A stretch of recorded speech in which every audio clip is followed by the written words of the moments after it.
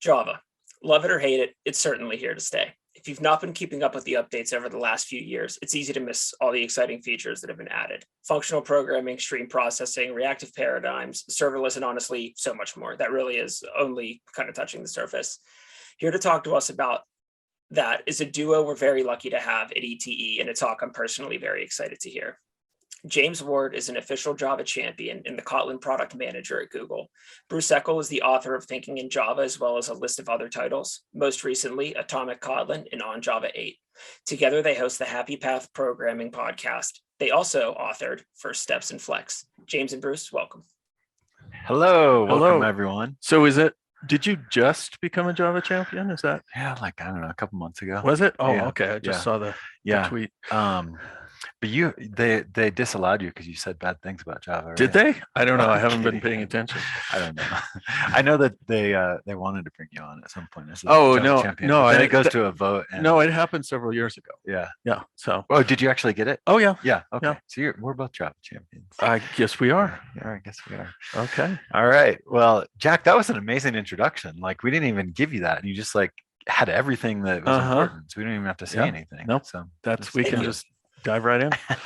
Right in and ask questions in room C. We've got we've got it up, laptop up, so we can see your questions coming in live. And questions that are ones that you'd be stuck on if you didn't, you wouldn't be able to keep moving forward. We'll try and answer right away. Well, thanks for joining today. We're in Crested Butte, Colorado, up in the mountains. Yep. And wish we were with you in person. That's always fun, but at least Bruce and I get to be together. Yes, we live in the same little town in the mountains. Yes. Yeah. Well, and this is how we do the podcast too. It's just like a podcast episode, but with very much visuals. Yep. And with code, we're going to do lots of code. Yep. Okay, so this is a tour of the modern Java platform. Oh, I forgot to put your name on there. I'm sorry. Oh, that's fine. I reused this. It's fine. And it's worth emphasizing it's the platform, not just Java the language. We will talk some about the features in Java the language, but we're more focused on all the things that you can do on the platform and not just programming in Java. Yeah. So I want to start with talking about what modern is, because that word, I think, can mean different things to different people in different contexts. So the way that I think about modern is modern in the relationship to how we're talking about it and using it is when something makes it easier to deal with increased complexity. So complexity with what we're building with software is always growing, and the tools, the frameworks, the languages, the whatever that make it easier to deal with that complexity is what I'm calling modern. Is that? We'll use that as the definition. Okay. I'm not sure if I agree with you, but close enough. Great. So I think it's important to point out that modern is a spectrum. So we can take little baby steps from where we are into something a little more modern, something that's made it a little bit easier to deal with increased complexity, or we can take very large leaps. And Bruce and I are working on a book that is Scala 3 and effect-oriented programming, and that's kind of many steps into the modern world of modern. Definitely big leaps. And so we're not going to go that far today. Today we're trying to keep it relevant to Java developers, and so we're going to take some, I think, mostly small to medium steps. Yeah, not the large steps that our book goes into. No. Okay, so we're going to dive right into some code and walk through some code. So if we pop into IntelliJ, and I'm going to probably have to keep hiding these. There's like this, you can hit Control-Alt-Shift-H if you want to hide the floating meeting controls, which I'm never going to remember that key combination. But I'm probably going to have to do that a couple times. Okay, so our first example that we're diving into is a modern feature that was officially added in Java 17. Is that right? I've lost it now. Yeah, I think it might have been 16, but at least the first LTS release. Yes, it was. Yes, 17 for sure. That's safe. Yeah. So this is called records. So there's a new way to define data types in Java, and we use this record. And a record gives us a way to define something that's like a class that has a name. So in this case, our name is point and has some properties like an int x and an int y, and then we don't have any member functions. You don't have to do anything more, and you get a whole bunch of great stuff with just this, which before you had to either write by hand or bring in a third-party library that would do a lot of stuff for you, but nothing. Or use your IDE to generate. Yes, use your getters IDE and setters and hash codes and then you had a whole bunch of code and if you changed anything about your fields, it would break everything. And yeah, this is possibly the best thing they've added in a long time. So then it has a constructor, and we can construct our new instance of our point. And you'll see we're also taking advantage of a newer Java language feature, which is the type inference, where instead of putting the type on the left-hand side, we can just say var. So it reduces some visual noise, I think. And yeah, it's nice. It's worth, like most of new Java features, they have restrictions, like this only works inside the body of a method. Okay. So you can't just use it everywhere like you can in some other languages. Yeah. So, but it's nice. I certainly prefer it. It doesn't have as much, like you say, visual noise. Anyway, it's much cleaner. So one of the other nice things about records is that the properties of them are immutable. So if I try to go in and set one of those properties to a new value, it's like, yeah, you can't do that. The thing is final. So they're just final by default, which I think is a very good thing. I am a huge fan of immutability. Yes, we both are. Yeah. No more defensive copies, no more having to worry about other threads whacking your or just every time you bring a point in, you'd have to check to make sure that X and Y are in the right range. Right. You know, all that, every single, and you mess it up. And if it's a lot of useless work. Yeah. So the immutable property is definitely a nice thing.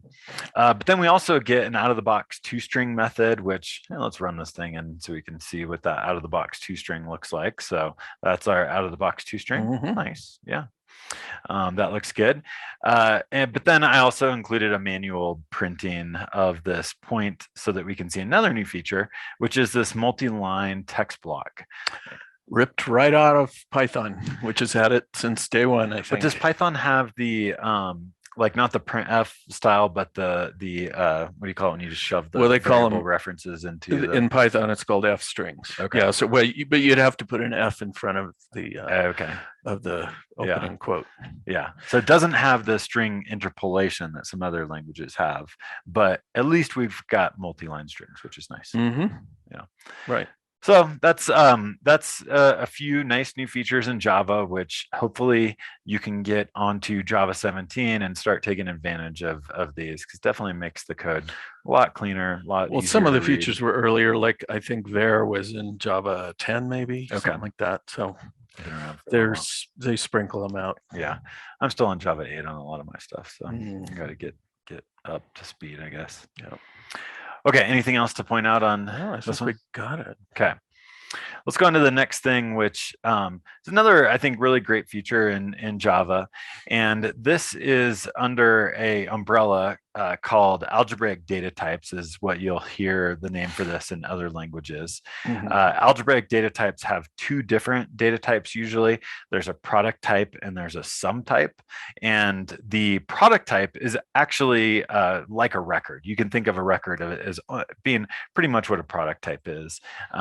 Now, the sum type is a way to say, all right, I'm going to have a type which is going to be either an A or a B or a C. And so you constrain the possible implementations of a given interface, in this case, in some way.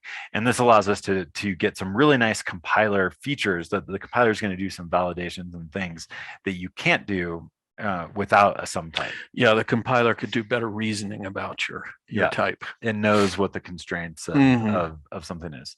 So the way that a sum type is now built in Java, and this was also added in Java 17-ish, or at least LTS in 17. I've forgotten. Something like that. So there's this new keyword sealed. And when we say that this interface is sealed, and in this case, our name is robot, then we have to then tell it what the possible implementations of this thing are.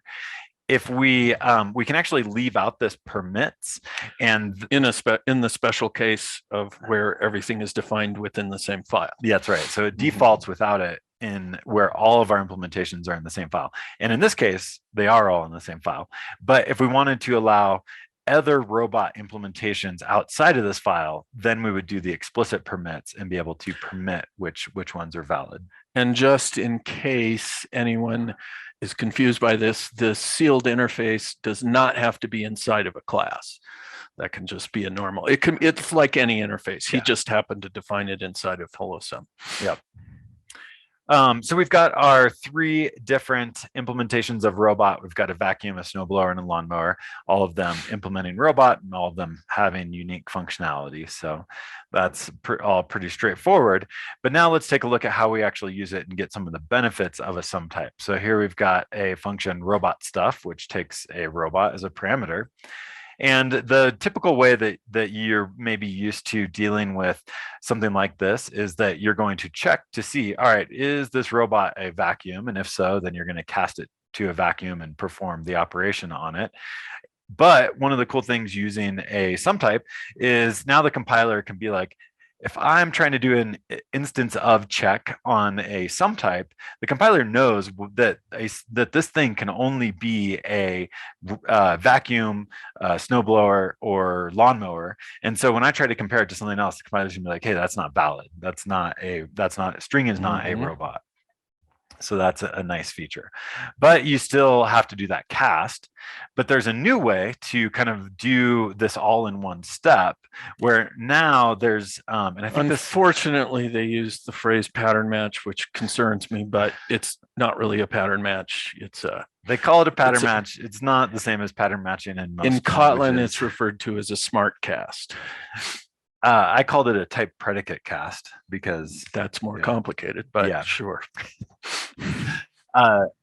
So, and I think this was experimental in 17 and maybe now is in 18. I don't have room in my brain for. You don't have the matrix of feature releases, which Java? Is experiment. I did briefly, but it's all gone now. Okay, so with the new syntax, what we can do is say that is instance of, but then assign that to a variable identifier and not have to do that cast. It just is making that syntax a little easier for us. So, so that's an improvement, right? Reads better, not so many parentheses. Well, and not having to look at the cast at the point of the call. That's a good point. Yeah, which is redundant because you've already checked to see if it's an instance of. So to have to do the cast later is silly. Yeah, so that's nice. It's much better. And then we can also do what's a little more like pattern matching on these things. And this is, I think, like in some ways it's syntactic sugar even around the instance of check, right? So when we do a switch on robot, now it doesn't have to be strings like you may be familiar with. We can switch on the type. And so now we can do that is instance of with the identifier for the thing. But here's where it gets really cool is when I'm in a switch expression. Is this the switch expression?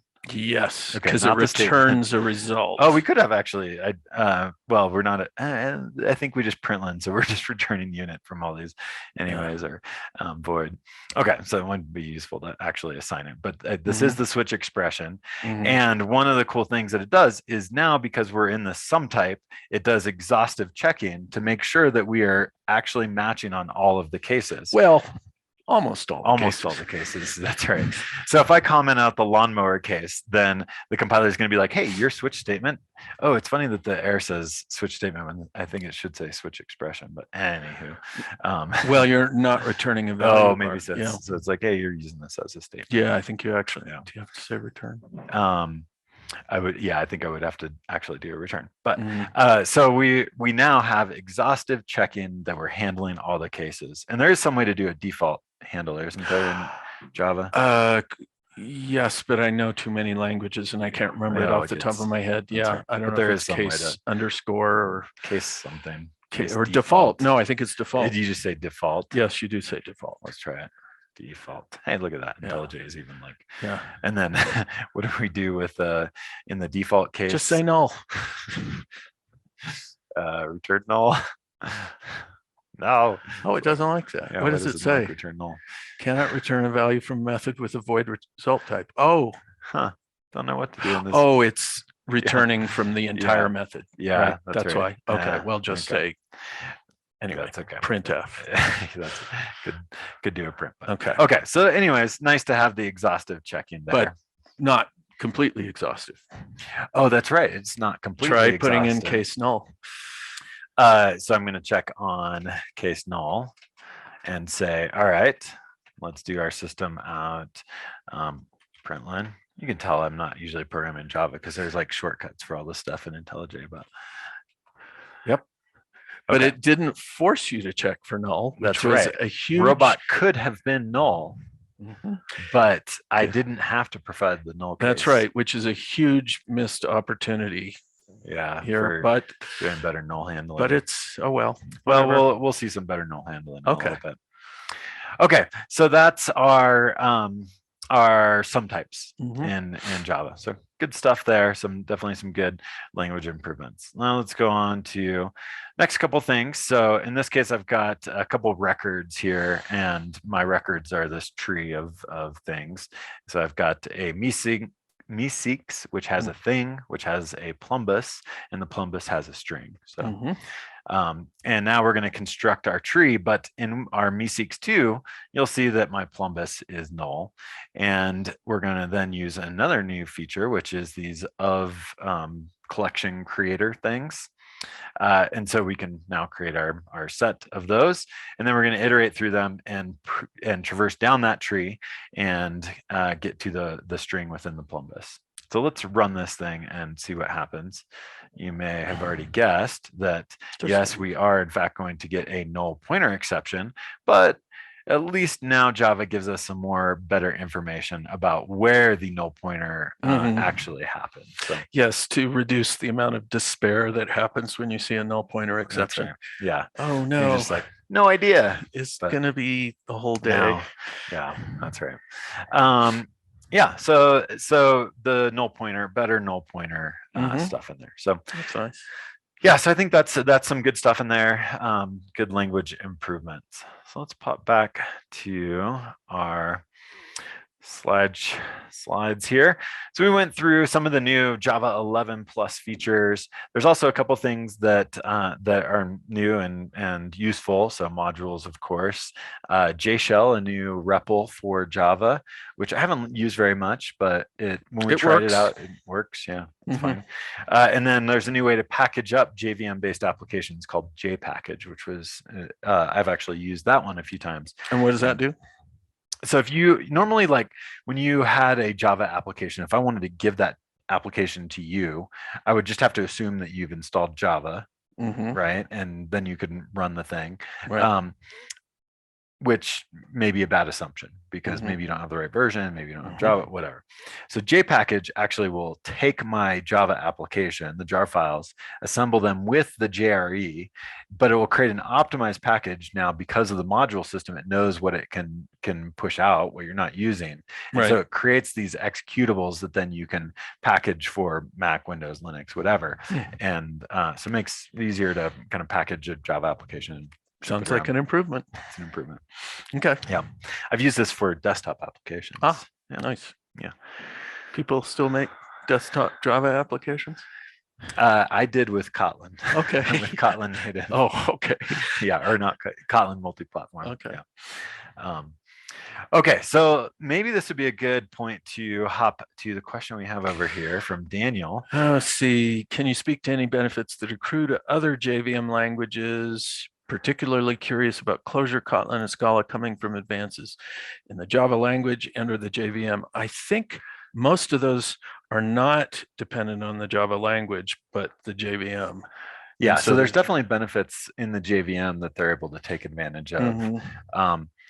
On the language side of things, most of the flow, I think, is kind of coming the other direction, where advances in Kotlin, Scala, et cetera, are inspiring And Brian Getz once said that Java has the last mover advantage. They get to let all the languages experiment and do Way things. to put a positive spin on it, Brian. Yep.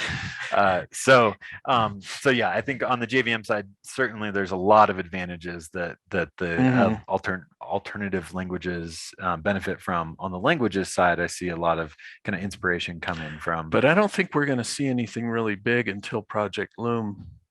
Loom, which we'll talk about in a little bit, is one where I would say that that's really a JVM kind of improvement. That's what I mean, impact, and that'll impact Kotlin and Scala. What would be really nice is if they had support for immutability, but I'm sure that will never happen. Yeah. Okay.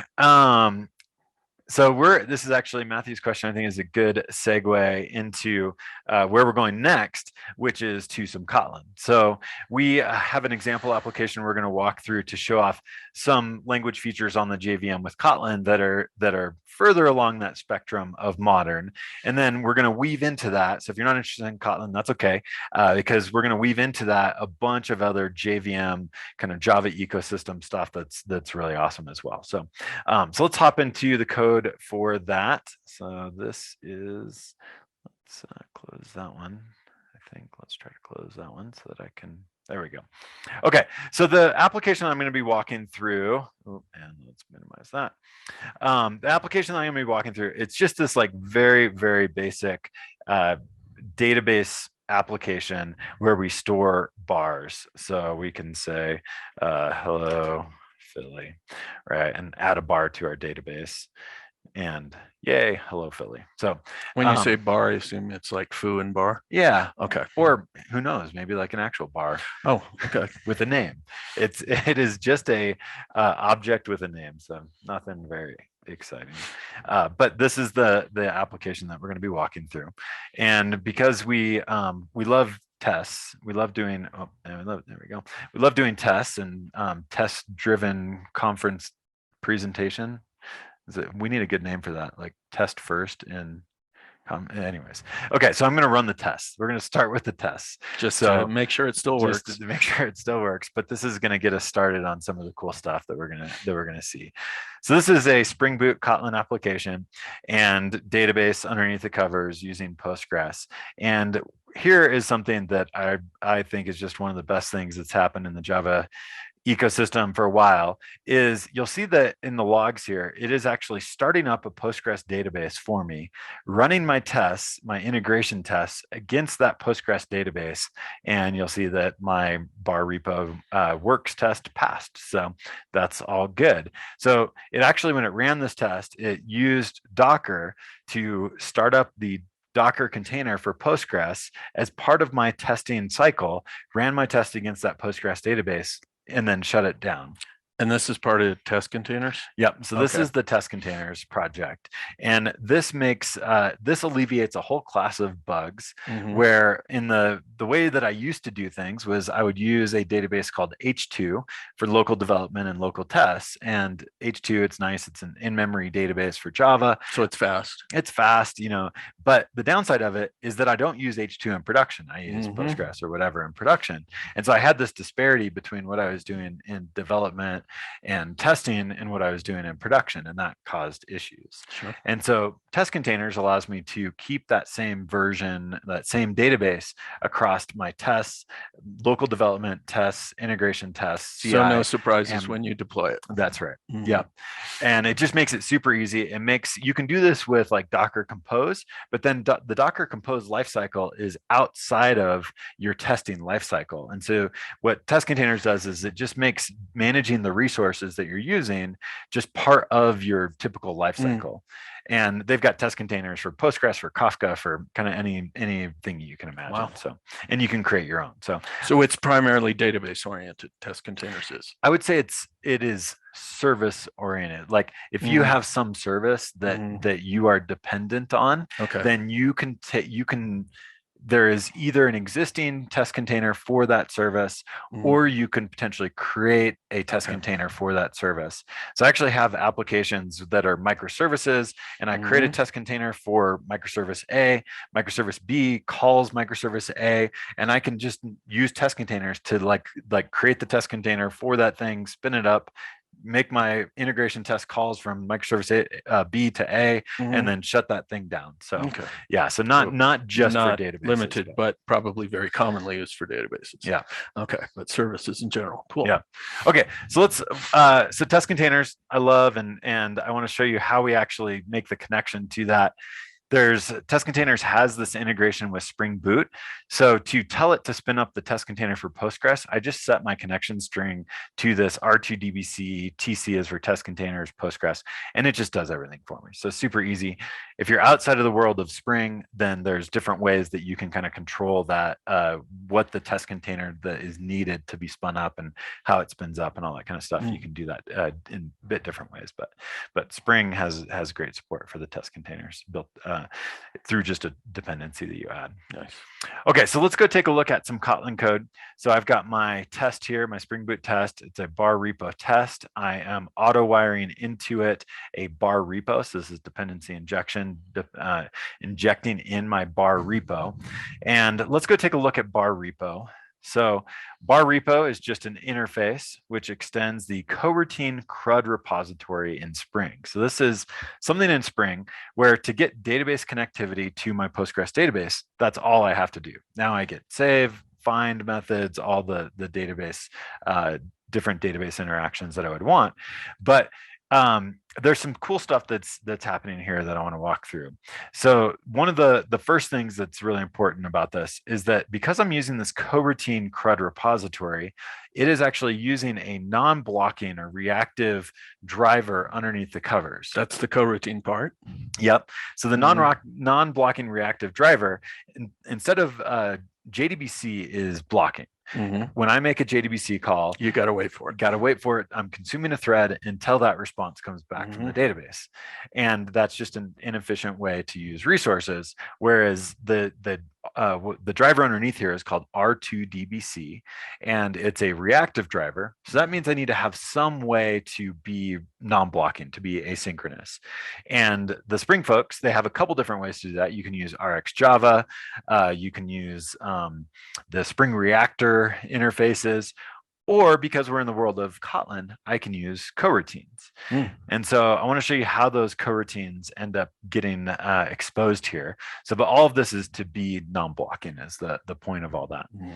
So I've got my actual test, and you'll see in my test that I'm calling the save method on my repo, but the save method, you'll see this little suspend up here in the function definition.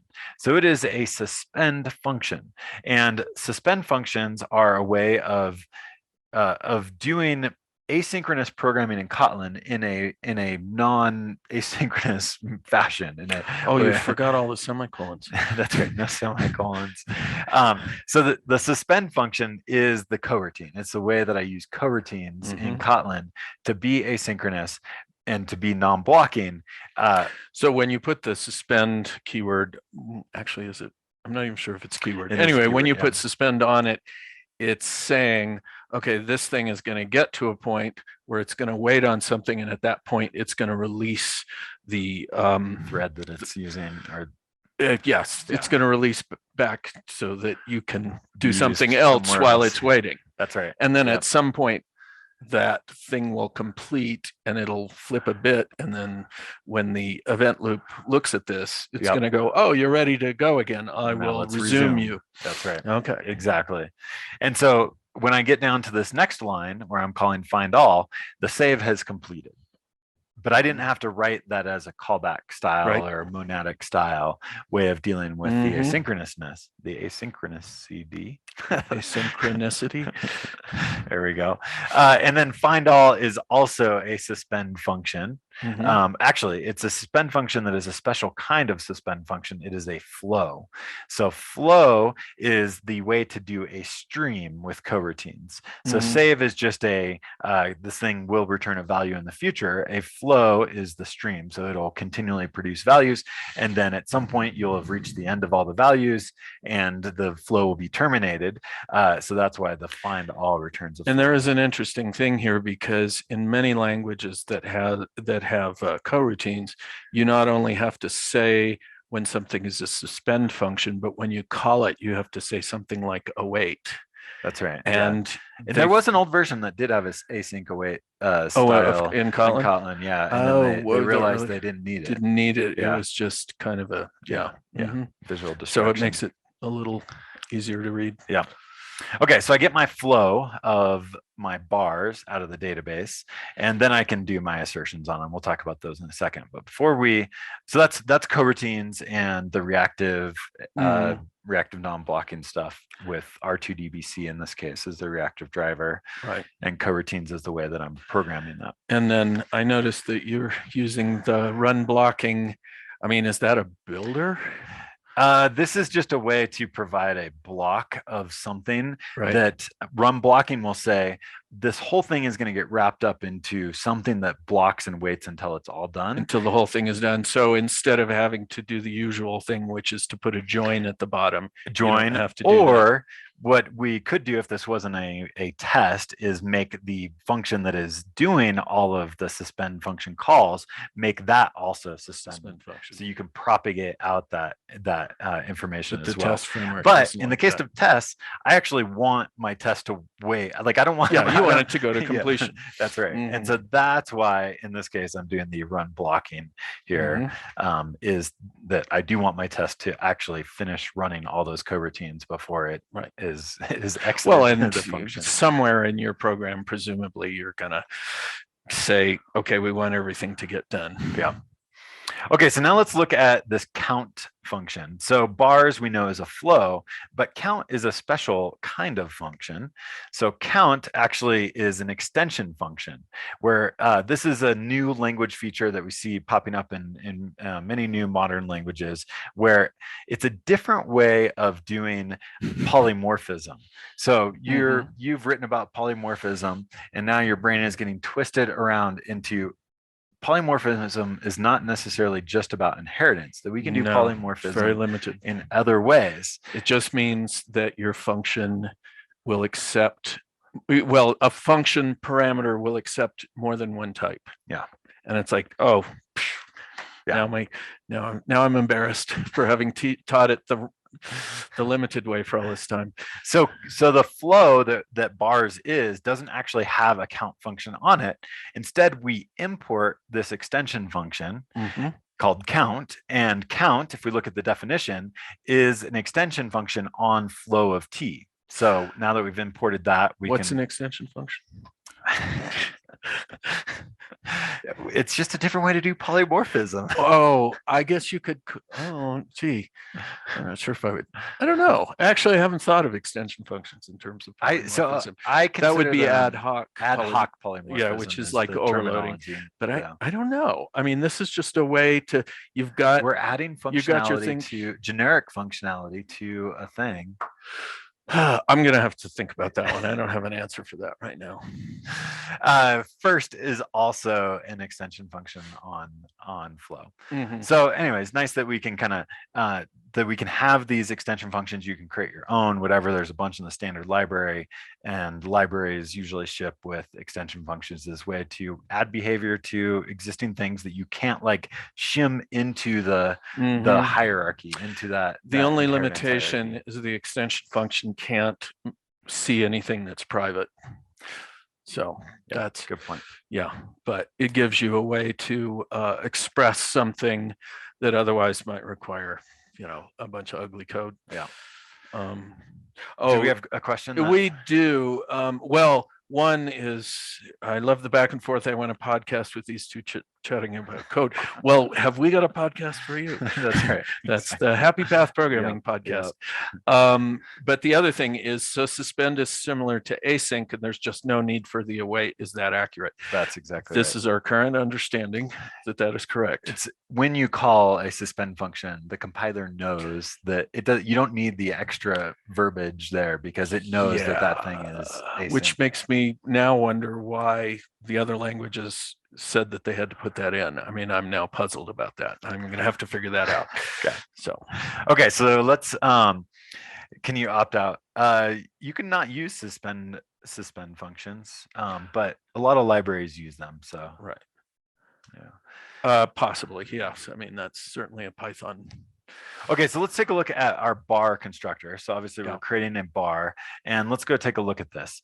So this is like records in Java, but in Kotlin they're called data classes, and in Scala they're called case classes. I like the data class terminology, and Python uses data classes as well. Yeah, I think it's more explicit. The @id annotation is just for Spring to know what the primary key is. And then data classes do allow you to do vars, right? So yes, I never do because I'm all immutable. You can't change me. You just can't change me. Oh, I like it. Yeah. So, but we are doing vals here. So we've got a val ID, and the type of it is long question mark. What's that question mark? Huh? I don't know. What's looks special. Yeah, it does. It means it might be null. So that's right. This is a way of, in the type system, expressing nullability. And our bar, when we first create one, we don't have a primary key yet because the database creates the primary key. So we make it nullable. And now I can set that field to null, or I could set it to a value if I want. But this allows us to have explicit nullability in the type system, forcing us to deal with nullability so that we don't get null pointer exceptions. You'll see that my name property is just a string, which is non-nullable. No question mark. So if I come over to my bar constructor and I try to put in null, then the compiler is going to be like, hey, that thing is non-nullable. You can't do that. So the compiler is trying its best to enforce that we specify when something is nullable. Yeah. So without the question mark, it says nulls are not a valid thing that you can, and it prevents them from ever appearing. Yeah. So, and most of the nullable stuff is for backwards compatibility with Java. Yeah. So that's our test. And a bunch of language features, but let's hop over to our REST API so that we can actually see how this thing is actually implemented and see how it kind of comes together into a REST endpoint. So we're using Spring Boot. We've got our REST controller. We're injecting in our bar repo, and then we have a get mapping for /bars. It is a suspend function called get bars, which returns a flow of bar, and then we just call that bar repo find all. So pretty straightforward on getting our bars out of the database. So here's one of the cool things is that because this controller method, this REST controller method is a suspend function, our HTTP handling is also non-blocking. So we talked about how our database connectivity is non-blocking. Well, now our HTTP connectivity is also non-blocking. So the whole way through this request flow, request comes in, it fires off a request to the database. While we're waiting for the database to respond, we can just say like, hey, why don't we go use these threads for something else? And so that's really where non-blocking is most beneficial, is when we can do it all the way through an entire call chain.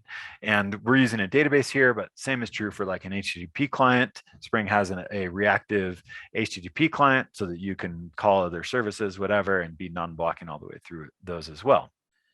So that's our suspend function that gets our bars. Then we have a post mapping, which is also a suspend function to add a bar. We are parsing the request body into a bar, and then we're returning a response entity with just an empty body. So we call our save method, and then if the save method completes without throwing an exception, then we return a no content response. So that's our whole HTTP API based on that bar repo. Was there anything that I missed explaining in that? No, I was just curious about the @request body. I'm sure that is This is a Spring thing. annotation that automatically will parse the JSON that comes in and turn it into a bar object for so us. you don't have to do that code yourself, because that's all all that duplicate JSON parsing stuff Nice. is just all handled for you. And then the find all that returns a flow of bars, those also get automatically serialized to JSON for us. So yeah, just some of the nice stuff with Spring. Slowly beginning to understand why you are excited about Spring. It's yeah, I mean, it's not monads, but I like it. So. That's the bottom line for everything. Is it monads or is it not monads? Yeah, that's it. Okay. Yep. Okay. So we've got our Spring application, and I could start this thing up, and if I were to start it locally, then it would use test containers. I've set it up so that it'll use test containers to start up the Postgres test container, so that now I can do my local development against the test container. And so that's all cool. But I wanted to move on to the next piece. Let's see if nope, no new questions yet. Feel free to ask questions at any point. So there are, Alex asks about the request body error if you get an error. So in Spring land, if the parser fails, then there is a way to set up a like failure handler to have some logic that you would call in that case.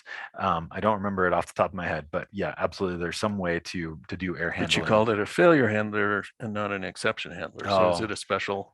Yeah, it is, because there's not actually like with this request body thing, there's not a function that you can attach like a catch onto. So the syntax is a little bit different. You can do it a different way, where instead of like reading the parsed request body as a parameter, like this is the super short easy syntax, you can instead, like in your function, try to do the request to bar mapping and then do a try catch. So there's a number of different ways to do it, but this is the easy way. All right. Okay, so that's our sample application. What I want to show next is another great thing that is part of the JVM kind of ecosystem, the Java ecosystem, is how we take our applications and turn them into containers. So we've talked a little bit about containers, but let me hop back and give a little explanation of what containers are for those that aren't familiar with them. We the world beyond the realm of the JVM had this issue where portability of applications, taking an application and moving it across different environments and making sure that no matter where you move it to, it's going to run, that was a problem. For us in the world of JVM stuff, we had the JVM as kind of that like standardized runtime that made it so we could do that. But outside of the JVM, they obviously didn't have that. And so what evolved was a way to give us portability so that we can take something, move it across different environments, and be able to run it reliably. So this is Docker is the one of the ways, but is kind of the primary way to do this. Allows us to package up something and move it across environments and run it. Because basically Docker looks like a Linux environment. So you just write for Docker, and then Docker worries about the different operating systems. Yeah. Yeah, and they support different operating systems and whatever. So you can think of a Docker container as like a zip file. It's like a way to package up everything that your application needs to run. Right. So in the case of a Java application, we have to package up the operating system, the JVM, our dependency jar files, and our application all into a big package. And then we can then transfer that around to different environments and run it. So one environment is Docker running locally. You can use Kubernetes. There are cloud services that will run Docker containers. So lots of different ways to run our Docker containers, but we have to have that kind of standard format for putting it all into a package so that then we can move it around. That's the Docker container. So I'm going to take this application and turn it into a Docker container. So I'm going to call this boot build image. And what's going to happen underneath the covers is that Spring Boot has built-in support for something called Buildpacks. Buildpacks are a cloud-native computing foundation like incubating standard, and they are a standard way to take any source code and turn it into a Docker container. Okay. The concept of this started at Heroku. And so it was just this concept of there should be something that knows how to take your code and turn it into this like packageable format. In the case of Buildpacks, it's the Docker container is that packageable format. So Spring Boot uses Buildpacks as the way to package up this Spring Boot application into that container, that Docker container. So there we go. It all ran, and you'll see that it's assembling the layers of my Docker container. There's a bunch of different layers. The reason for the layers is that this gives us good cacheability. So what we do when we use Docker containers is we layer them so that when I get a new Docker container, if I've only touched the like outermost layer, then it's not going to have to actually like re-download all of the other layers. It can just reuse those. Okay. And so in the case of a Java application, that outermost layer is like our actual application. The next one down is like our dependencies. The next one down is the JVM. The next one down is the operating system. So this just supports good cacheability. So we've got our Docker container created, and we can use this cool tool called Dive. And Dive allows us to look into a container to see what is actually inside of it. So on the left-hand side, we see all the different layers that are in this container image. And the first layer is like the base operating system, which is just like some Linux-based operating system. And then as we walk down the layers, let's go, let's do, it's Control L, no, Control A. There's some way to like collapse it all down, but I forget how to use Dive, where you can see what's actually like changing and being added across the different layers. But I'll bet this 144 meg layer is probably the JVM, and 34 meg layer is probably the dependencies, and then one of these is my actual just like hit return application. when you're on it or something? I don't know. You have to like, oh, there we go. I have to hit tab. Okay. I can hit Control M over here, modified.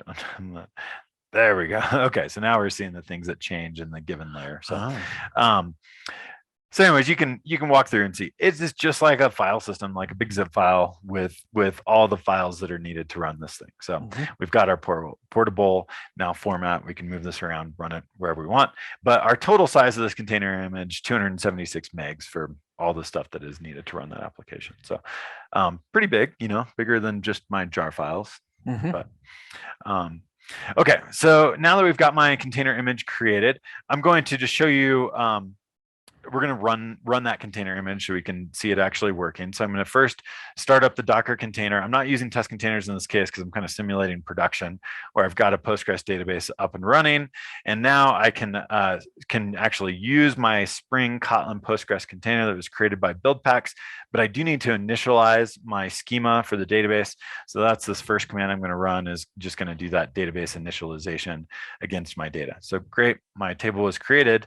Now I can go in and actually start up my Spring Boot application, and you'll see that, yeah, it's connecting to the database, and now up and running, listening on port 8080.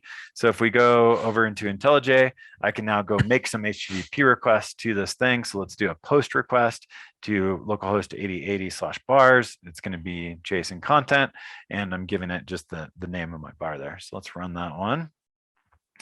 So great, it ran it. And if you'll remember from the code, the HTTP response when we successfully save a bar is a 204 no content. So that's all good.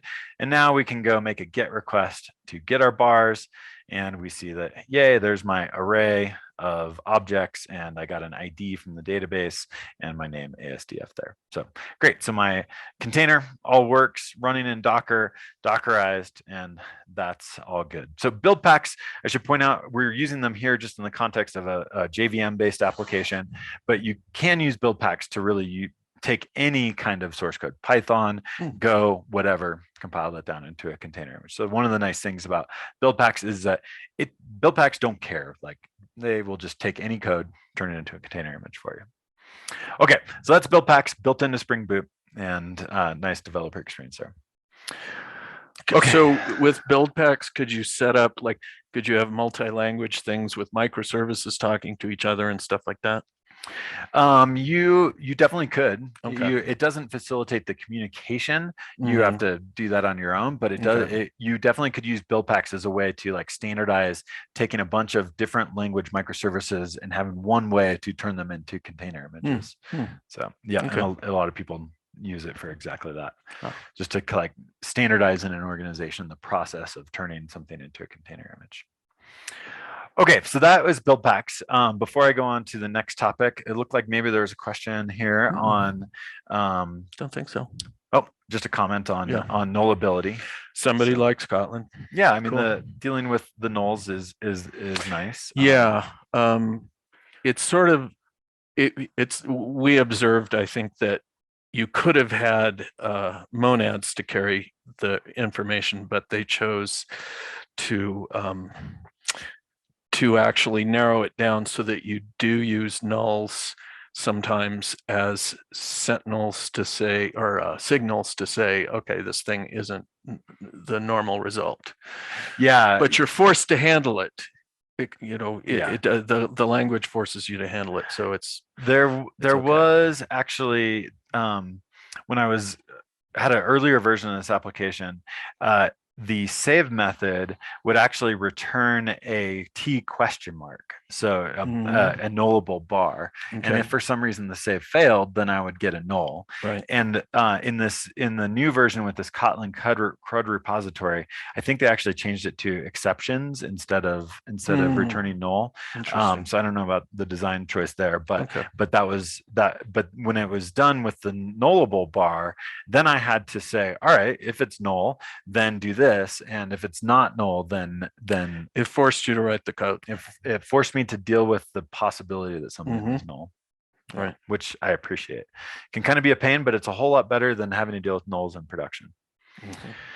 Okay, so we saw containerization with Buildpacks. Now let's move on to the next cool thing that we can do is we can take this JVM based application, and using something called GraalVM native image, we can take a JVM application and turn it into an ahead of time compiled native application. The benefit for doing this, one of the benefits for doing this, is that we then don't have the JVM. The JVM is gone. It's been ahead of time optimized out essentially, and so then we get this native application, and the native application starts up faster and generally uses less memory. And so this can be really useful if you're in like a serverless or auto scaling environment where things like cold starts or memory usage can be potentially a problem. That using GraalVM native image, you can get all the benefits of a natively compiled language, but still be a JVM based application, essentially, just kind of package it differently.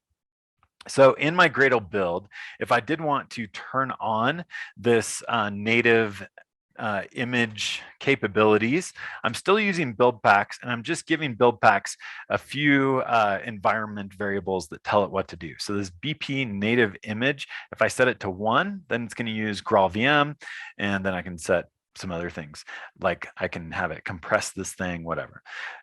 The downside of GraalVM native image is that ahead of time compiling a JVM based application into a native executable takes some time. In this case, on my computer, I think it takes about 5 minutes to ahead of time compile this JVM application into a native executable.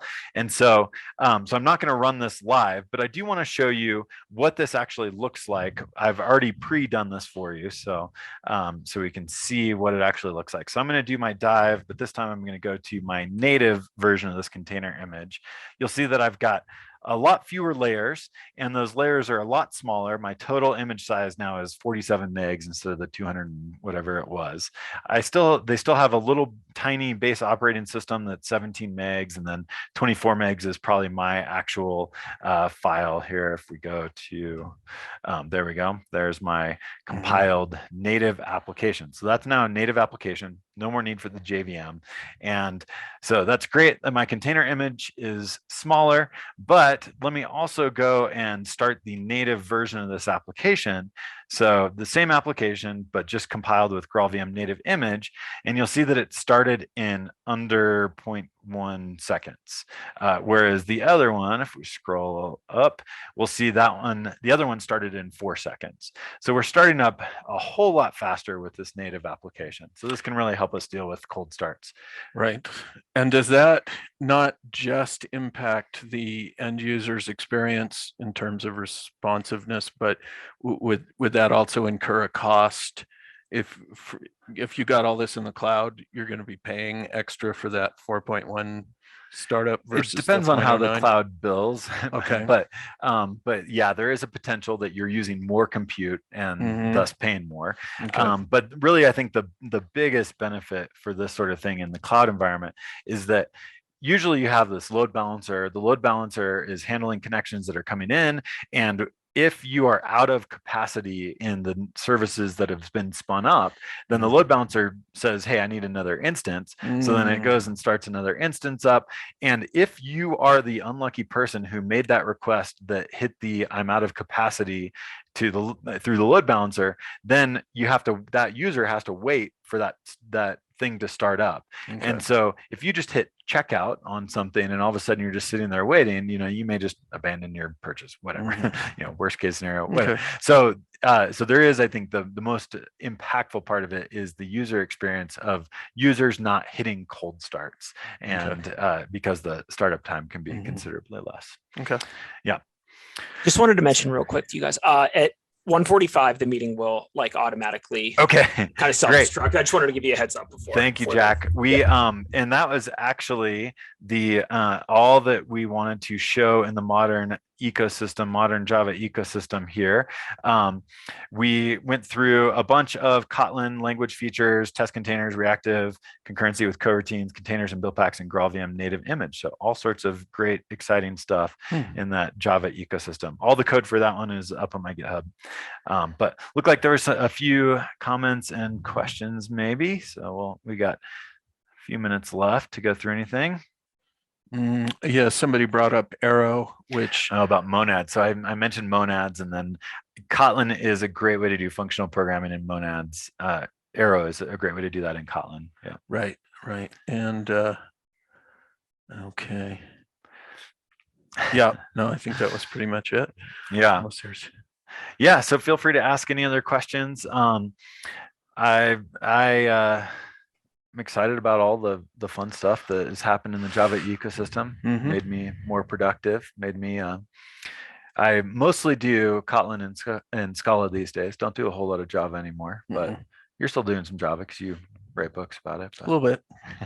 But I'm not, my inclination is also towards Kotlin. Oh, and then there's a question about Android, which I think I'm sorry, Matthew, if I missed your question earlier. I thought I saw something about Android go by.